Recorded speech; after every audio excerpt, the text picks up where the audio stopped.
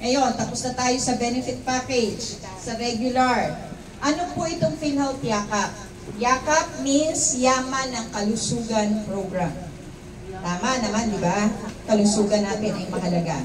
So, Yaman ng Kalusugan Program, nandyan po yung consultation, laboratory test, ilang medicine at ilang diagnostic test. Mapalad po tayo dito sa City of Manila, lahat ng health centers ay accredited po ng PhilHealth.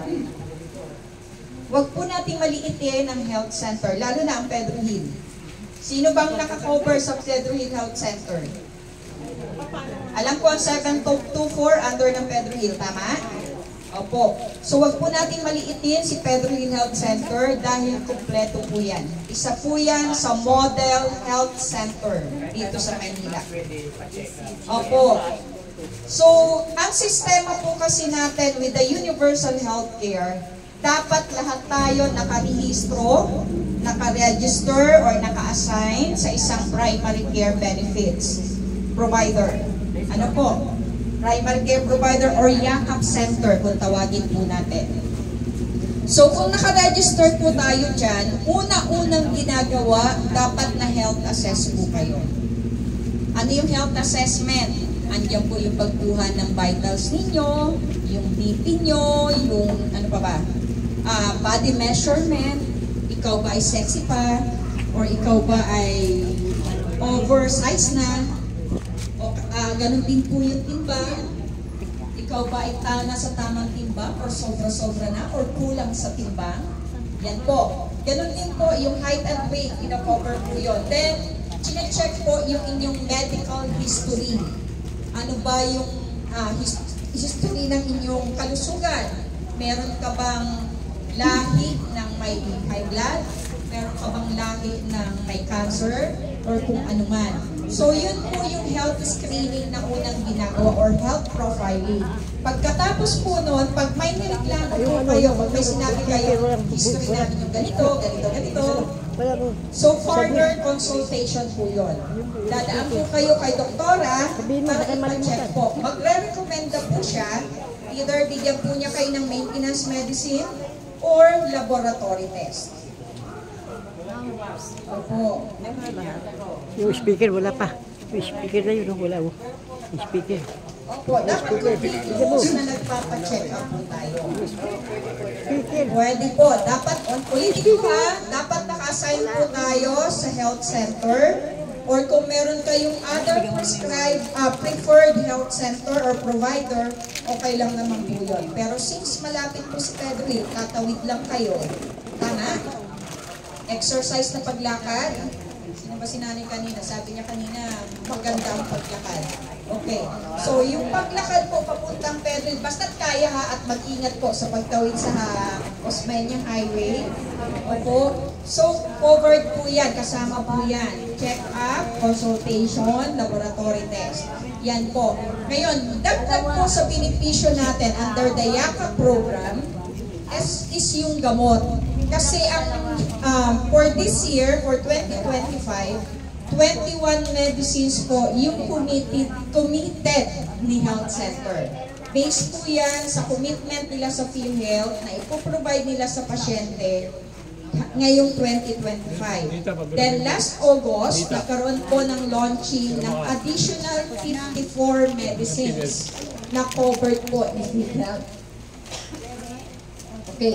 So yung 54 medicines po yun, kasama pa rin dyan majority or the maintenance medicine. Hindi ko lang po maipakita ngayon kasi wala tayong projector. Pero karamihan doon mga maintenance medicines po. Ano po? So siguro pagbalik namin during the orientation, magbibigay po kami ng mga leaflets. Ano po? So yung gamot po, additional 54 medicines, kasama na rin po yan sa Yakap program. Ngayon, paano i-a-avail? Kung naririnig niyo po or napapanood sa TV, yung 20,000 gamot coverage, narinig niyo na po or napanood sa TV, 20,000 pesos gamot coverage. Ha? Okay, so sa mga nakarinig at gusto pang makarinig tungkol sa 20,000, Ang 20,000 po na gamot coverage, hindi po yan kagaya ng ayuda na in cold cash matatanggap po ninyo. Ulitin ko po ha, hindi po siya cash na tatanggapin ninyo. Kasi bakit po? Ba't hindi madali ni PhilHealth? Simplified lang, bigay sa amin yung 20,000, kami na ang bahalang bumili. Hindi po. Kasi ang PhilHealth po, government agency, subject po kami for audit. Dapat sa tama na punta yung pondo. Okay? So, paano ang proseso natin sa pag-avail ng gamot ng 20,000? Dapat po si health center kung saan kayo naka-assign or si primary care provider kung saan po kayo naka-assign, dapat magpiprescribe po sa inyo. Sa ngayon, meron pong 3 accredited na gamot provider. Sino-sino po yun? Chinese Gen, CJD Pharmacy nasa Bambang po at sa Oropeta, yung 2 branch ng CJD. Okay, medyo malayo dito. Hopefully, merong malapit dito na magpa-accredited para malapit po ang pupuntahan nyo. So, doon po, pwede nyo pong i-apply. Pakita nyo lang po yung electronic prescription ni Doktora. Pag sinabing electronic, meron pong QR code yan. Andun po yung date kung kailan nyo nakuha, yung prescription. Andun yung pangalan ng member, ni PhilHealth number. Ganon din po yung code, patient number code. Tapos, nakalista po doon ano yung mga medicines na kinakailangan yung inumin. So, yun po, pag pumunta kayo sa isang gamot facility, pwede nyo po ipakita yung prescription na yun, titignan po nila. Dapat lahat yun, or yung listed doon sa 54 medicines, pwede nyo pong i-avail doon sa mga gamot accredited facility. Paano po kami makakapag-avail ng mga application sa tinatawag ko sa bagong care? Ano po ba? Para makuha yung QR. Okay. Ang QR code po, hindi po ito yung sa PhilHealth ID ha, prescription po. Kaya ang mangyayari, makukuha niyo po yun sa center kung saan po kayo nakaregister. Dapat pag nagpa-check up kayo at may i-avail kayong medicine, doon nyo po i-base yung i-avail nyo sa gamot facility or accredited facility. Ipapakita nyo po yan. Siguro, kung medyo may edad na at hindi na kayang bumiyahin ng malay, pwede naman siguro kayong magbigay ng authorization with the corresponding identification card. Para nasa ganun, pag in-scan po yung gamot prescription, pwede pong makuha or ma-avail doon sa mga gamot facility. Paano sistema nun? Pag pumunta po kayo sa accredited gamot facility, ikakaltas po kung magkano yung nakuha, magkano yung total amount ng medicine na pinorchase nyo sa kanila, ibabawas po yun sa 20,000. Ano po? Meron pong hindi covered doon sa 20,000, kagaya ng mga branded medicines. Yung mga hindi nakasama sa listahan, hindi rin po yun i-cover doon sa 20,000. Ito, sa high blood, kaya sa puso, maaaring meron po na. Meron po, opo. Kaya lang, mas maganda, ang hiningi po sa kanila, yung naka-generic. Kasi karamihan, bumibili ako sa bangkang, generic lang naman. Opo.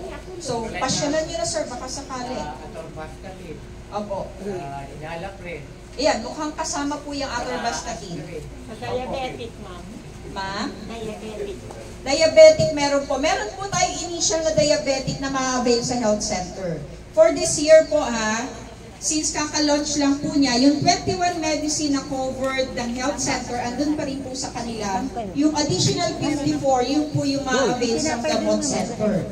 Ano po? Pero next year, lahat po yun, yung total of 75 medicines na coverage, pwede nyo na pong i-avail sa mga gamot center. Alin po? Okay, ulitin ko po ha. Unang-unang step natin, dapat nakarehistro po kayo sa isang primary care provider. Yakap Center. Sino po yon? Dito po sa Maynila, lahat ng health centers ay accredited Yakap provider. Ang ospital po, yung 6 city-owned hospital. Ano yung city-owned hospital? Kayo ang taga Maynila, ha? Ano-ano po yun? Pag District 1. Ha? District 1. Gat Andres. Tama po. Sino nag-mention ng Gat Andres? Sir. Ang District 2, Hospital ng Tondo. Hindi po Tondo Med, ha? Hospital ng Tondo. Pangatlo, District 3, nasa Binondo. Justice, o yung tinatawag nilang mother and child. District 4, Sampaloc, Hospital ng Sampaloc. District 5, Hospital ng Maynila po. At ang pang-anim, nasa District 6, Hospital ng Santa Ana. Yan po yung 6 na ospital na pag-aari ng Maynila. Sila po ay kasama din sa mga Yakap Center. Ano po, bukod sa hospital services nila, meron din po silang Yakap Center. Mostly, nasa outpatient section po yan or department. Okay, malinaw po. Okay, eto po ha, tandaan po natin. Ulitin ko ha, dapat register po tayo sa Yakap Center. Pangalawa, na profile at nagpa-check up po tayo sa kanila. Once na mabigyan po tayo ng electronic prescription ni Doktora, pwede po natin i-avail yung 54 medicine dun sa Gamot Accredited Facility. Hindi po, may bibigay pong hard copy print out po yun. Apo. Yes po. Kasi yung po yung magiging requirement, patunay na talagang dumaan ka ng check-up. Yung prescription na ibinigay sa'yo, sabihin natin month of September, hindi niyo po pwedeng gamitin for the month of October and November. One-time use lang ang prescription. Okay. Malinaw po. Ulitin ko po. Yung pong hindi po kasama sa 20,000, yung hindi nakalistado sa 54 medicine, at yung mga gamot na branded. Ha? Pero kung yung branded ay same ang equivalent sa isang generic, pareho lang siya, pwede po, at kung available siya doon sa pharmacy, pwede po yun. Covered din po siya. Malinaw po. Antibiotic, meron po, kaya depende po kasi, meron tayong 21 na for this year sa center po natin ma-avail. Yung 54, yung po yung ma-avail natin sa mga gamot facility. Okay, malinaw po. May question po. Yes, ma'am.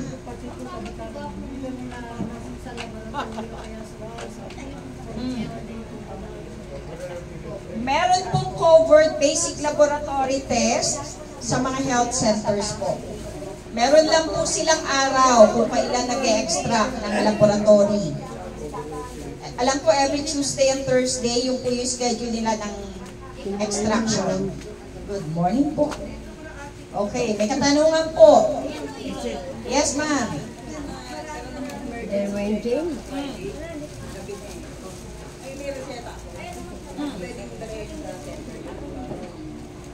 Depende po kung ano yung magiging desisyon ni Doktora. Yung doktor ng center. Kasi dadaan pa rin po yun sa kanya. Hindi po pwedeng nag-avail kayo ng prescription sa private, hihingi niyo yung medicine sa butika ng health center, I doubt kung i-ano po. Pero dadaan pa rin po kayo sa proseso na dapat i-check up pa rin po kayo ni Doktora. Is it exclusive Yes for po. senior? No. Ang PhilHealth coverage po, since senior po yung crowd po ngayon, kaya applicable for seniors, yung sinasabi ko. Mahirap po kasi na i-apply ko yung lahat. Baka mamaya malito kayo. Focus lang po tayo muna sa senior. Okay? So, ulitin ko po, sa registration po to PhilHealth, registration to PhilHealth ha, kung wala pa po kayong record or nagkaroon na kayo dati pa nung kabataan, nagkaroon na kayo ng PhilHealth number, i-amend lang po namin yon to your category ngayon. Kung hindi na po kayo nagtatrabaho at completely nasa bahay na lang kayo, ang ipapakita niyo po yung senior citizen ID. Pero kung kayo po ay nagtrabaho, be honest enough na sabihin niyo po sa PhilHealth employee na nagtrabaho ako for more than 10 years. So, i-check po nila sa system yon kung kayo'y nakabuo ng at least 120 months na contribution. Bakit kailangan pong specify namin kung kayo ay senior at hindi? Pwede kayo categorize as lifetime or senior. Kasi pag senior citizen na under po sa subsidy, binabayaran po ng gobyerno yan, yung contribution. Yung lifetime, since nagkaroon na po kayo ng service, hindi na po namin sisingilin yung gobyerno sa membership ninyo. Kasi meron na po kayong naihulog. Malinaw po ha. Pag pumunta po kayo sa PhilHealth, sabihin nyo po nagtrabaho po kayo ng mahigit sa 10 taon.